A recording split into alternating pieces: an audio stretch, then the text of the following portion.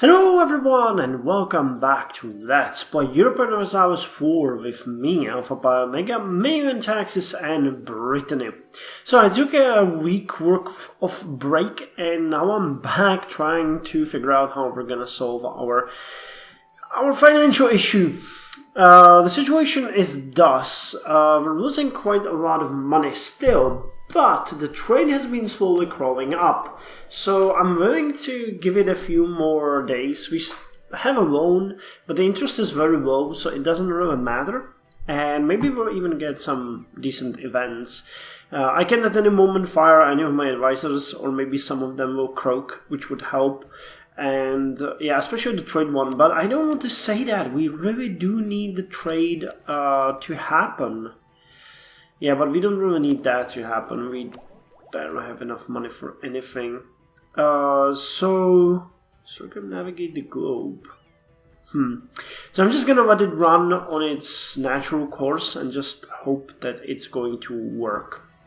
Meanwhile, we got a new possibility to get a perk, and I'm not entirely sure which one we're gonna get. Feudal de jure law, local unrest -5, but national tax modifier rolled by 5%. Justified wars, aggressive expansion lowered. Transfer subjects, improve war taxes. I guess we're gonna take cavalry armies. Or adaptive combat training. What kind of terrain do we have in our capital? Grass fields. Which are actually very... Now, let's take the cavalry armies. Oh no, that increases the infantry ratio. I thought that was ability. Okay, well then let's take the de jure law, and it's gonna lower our income from taxes slightly, but it's not going to be a big thing. It's actually going to be 0.5, and that's not such a big... -5 unrest is much better, because it's going to mean that we will get no unrest, even if the estates decide to fuck with us. And I can assure you that they will decide to fuck with us very soon, and no idea why they're like this, but they are like that. So, which reminds me, what did we fulfill? Oh, become present on at least 3 continents, a large city, and discover and colonize America. We need to have a colony there. Control centers of trade, embrace Renaissance. Oh, okay, so if we embrace Renaissance, which is not going to happen right now, mind you, but it's spreading. Control centers of trade, or leading trade city. Hold 3 thrones of 2 junior partners, or humiliate a rival. That could be fun. Anyway, I'm just gonna let this run, and I'll probably be back when we get the technologies, unless we get some interesting event. So, I'll see you around. Okay, the wheel-lock muskets, level 20. The wheel-lock muskets used a flint and steel to create a spark that lit their gunpowder. Since they did not rely on matches, wheel-locks could be fired even in the rain, making them far more reliable. However, the guns had a bad reputation. Since they did not leave a telltale glow like matchlocks did, wheel-locks were the preferred choice of assassins. Land morale increased by 0.1, combat width increased by 2, cavalry fire increased by 0.1, same as infantry fire, and we have a number of new units that we can take. So first of all, we can upgrade our, what did we have? Lance infantry to, wait. We have lance infantry, and we can take pike and shot, wheel-lock handgunners, or charge infantry. Actually, the wheel-lock handgunners look good, but they don't have any shock. Let's go with pike and shot. Pike and shot. Early firearms were slow and inaccurate, making them impractical on the battlefield. However, if protected by a screen of pikemen, they could reload in peace and attack enemies who stayed out of range of the pikes. Using these pike and shot tactics, heavily outnumbered Spanish forces were able to rout French forces during the Italian Wars, and in so doing, secured the place of the formation for the decades. Okay. We can't upgrade our cavalry, but I think we can upgrade our cannons from swivel guns to culverines. That's actually a big step forward. 2 extra fire and 1 extra offensive morale. By the end of the 15th century, artillery guns had become a standard part of every European army. 2 technological advances helped to spur this: the widespread adoption of cast iron techniques and the development of corned gunpowder, which clumped the gunpowder and allowed pockets of air to form, which helped it ignite consistently. One trend was to have increasingly larger cannons, which could fire heavier balls against the enemy from even farther away. The culverin was the largest cannon on the battlefield and continued to be used for centuries. So we're gonna get that.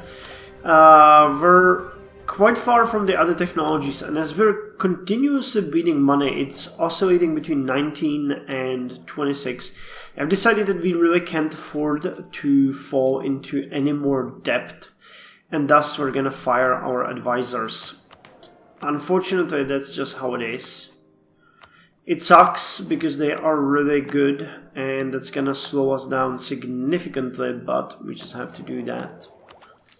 Are we still centralizing? We are centralizing. Is there a reason to? There is no reason to. So let's just cancel that, and this is our new gain, 675. I'm hoping that this will make it so that even in the dire situation that we're in, we never drop beyond 19.41, so I'm hoping that this is gonna help. Plus we got a stability boost, which is always a nice thing, and we should be able to start getting back up. I know I fucked up with the colonies, but I really wanted to grab as many as possible, and once we start getting some done, we're gonna continue colonizing. If I get a conqueror king, I'm really considering that we might eventually attack Mali, because they send us a few insults over the time, and so we would see. Oh, come on, we're still losing money. Fucking hell. That is ridiculous. Damn it, game. Can't I catch a break? Okay, we finished the technology, or, we gained enough diplomatic power to finish the technology of circumnavigating the globe 22. And I actually thought about it. I think that 20% might give us a really high boost to trade, but I'm not entirely sure. We're doing slightly better now that we fired all the advices and everything, and I'm slowly gaining money.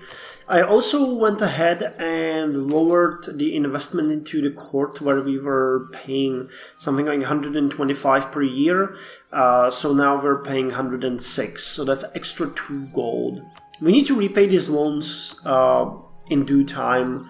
We still have a lot of time, so we should be okay. But, it pains me to castrate Brittany like this because of the colonies.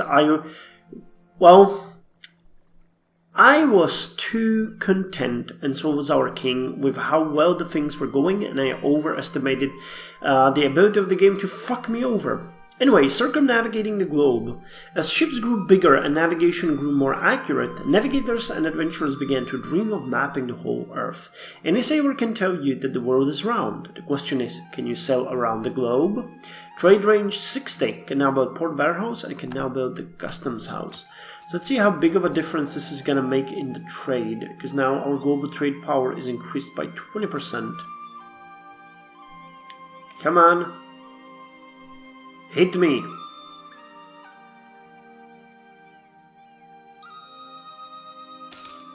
Yeah, that didn't do anything.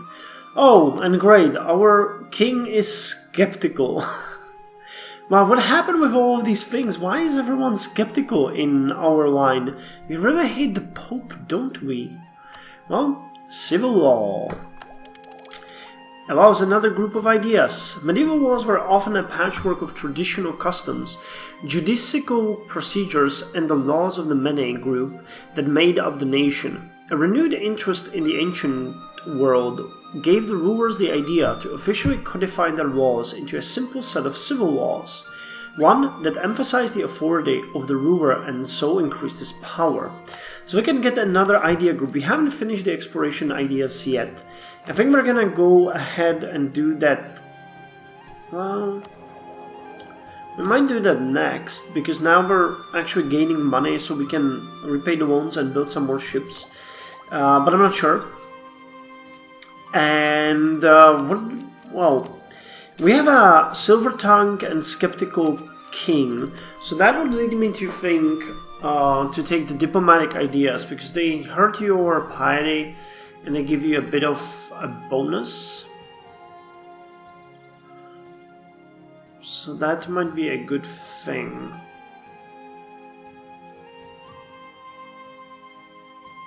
Diplomatic annexation cost lowered.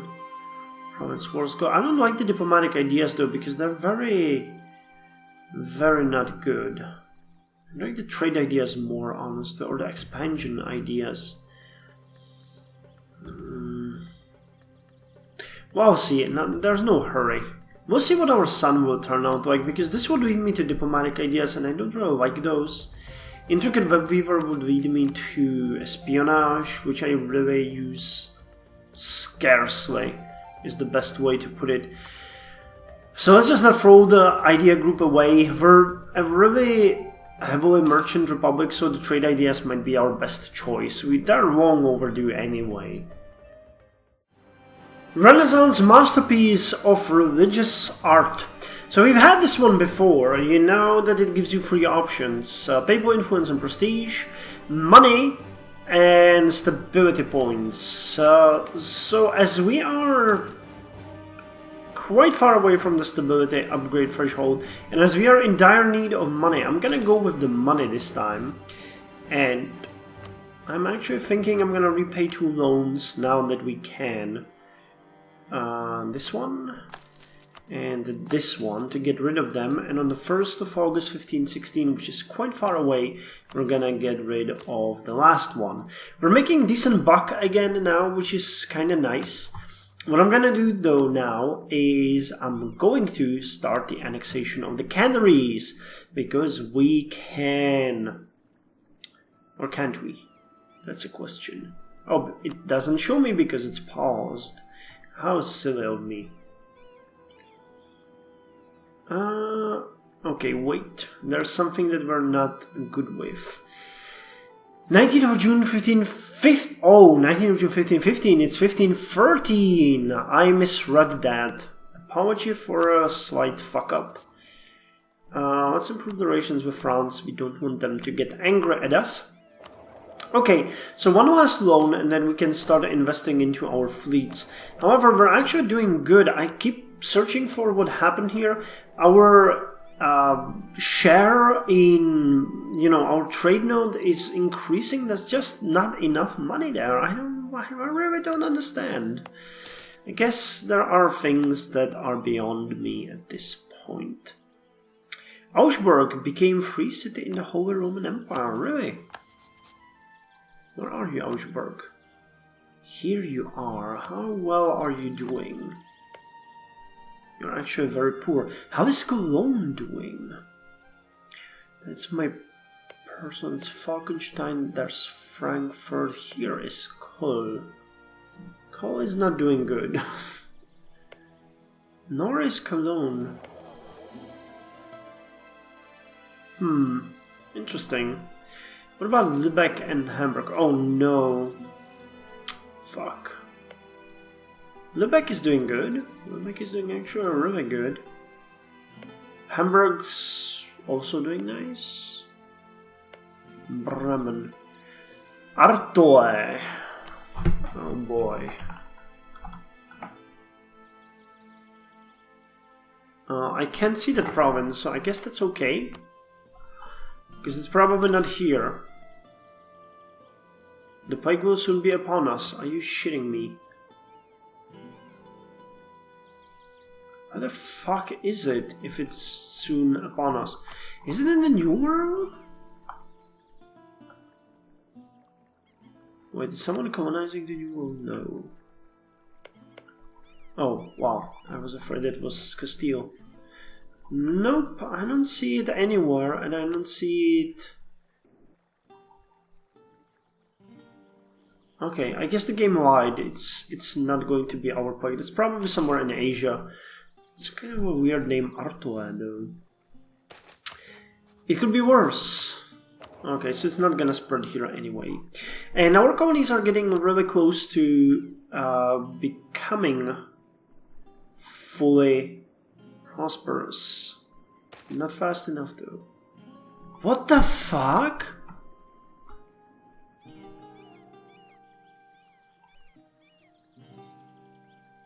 How the... Can someone explain this to me? Major center of trade. How the fuck did we gain the plague? How the fuck did we gain... Oh, wait, it's here. Okay, my mistake. Well, God help us then. I fucked up. This is going to be extremely... Yeah, okay, 50,000 people already died. We had 150,000, now we're at 100. So this is significantly going to hurt our income. Shit. And also this, yeah. Please don't. Okay, the game has a funny mood today. How can we have two largest regional cities? That's interesting. Interesting and a bit worrisome. Okay, well, we're back to +1, unfortunately. Let's just hope our income won't tank too much. Okay, there it goes. But I do have still a surplus. Fuck. I do have to speak! Not only did I get 10% and 15% population dead pop-ups, both of them thankfully without taking away the +1 instability that we have. Now we also have the flu! In which province? Gore. Okay, that's actually quite far. So let's quarantine the province. Jesus Christ, this is a sickly time. Income still tanking, but 1.11 is doable, and we have the lowest trade value that we had, even though our trade share is the highest I've ever had, so that's interesting. How far did we go in the population, really? Back to 2.3 million, so that means we lost... It said you lost 15% of population, so that would be something like 600... Wait, 600,000 people? That's too much. 200... Well... Yeah, it would be like 350,000. Damn it. Damn you, plague. And how is it fucking up Europe? Actually, it's spread quite significantly considering it was not such a major plague. Yeah, even England got hit. Ireland got thankfully spared. Look at... They already have their own problems. Scandinavia got spared. I like the mechanic. I don't know if they made any changes to this in the 2.51 version, but I really do like how it works. Wait, is this... What? This province got the plague even though there's no one living in there. That's funny. That is so funny I can't really even. You are allowed money in Granada. This is also really weird. Castile annexed entirely of Portugal, but Granada is still there. I know there's an event, like a diplomatic event every year that fires. That means that Granada pays money to Castile and they get a truce or something.